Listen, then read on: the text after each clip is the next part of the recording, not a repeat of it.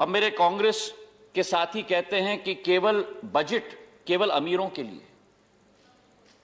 अब जिस कांग्रेस पार्टी अपनी G23 की पीड़ा ना समझ पाए, वो देश के गरीबों की पीड़ा क्या समझ पाएगी। 2013-14 में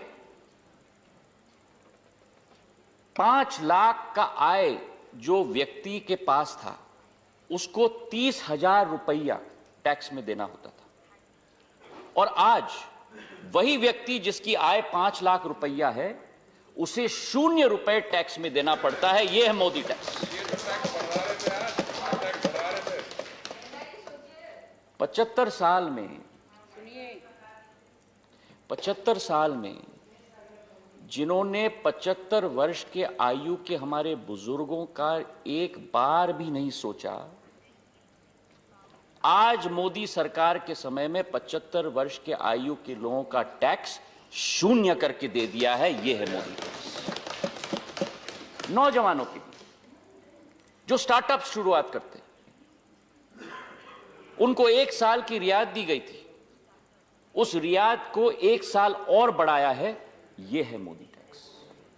और जो छोटे लोग अपने घर खरीदते हैं, होम लोन्स के लिए जो 1.5 लाख रुपए की रियायत दी जाती थी, उसको भी 1 साल और बढ़ाया है। यह है मोदी टैक्स। पेट्रोल और डीजल के दामों का बहुत मुद्दा उठा था। यह असलियत है कि दामें बढ़े हैं, पर यह असलियत भी है कि जो बढ़ोतरी हुई है उसका बंटवारा क्या हुआ है। लोगों के आंखों में धूल झोंकने की भी सीमा होती है। आज जो पेट्रोल और डीजल के दाम, जिसकी राशि मिलती है, उसका अगर खर्चा आप निकालो, तो खर्चा निकालने के बाद 40% राज्य को मिलता है और 60% केंद्र को मिलता है। वित्त मंत्री जी यहां बैठी हुई हैं, अगर मेरे आंकड़ों में कोई गलती हो तो जरूर मुझे सही करें। 40% राज्य को मिलता है, 60% केंद्र को मिलता है।